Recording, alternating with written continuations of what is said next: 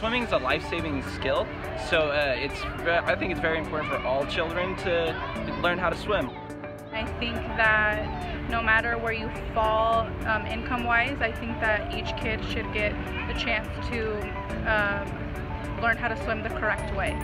And with these kids, they definitely enjoy the lesson and they're very grateful for the lessons.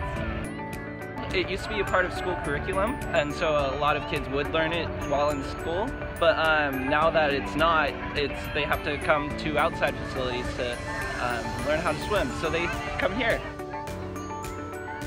I know one of my kids, he does a lesson with us, and then he also does a lesson with his mom, so he gets the chance to swim 2 times. So I know that the mom is super grateful for the scholarship and to be able to have the opportunity to have the kids come swim for free.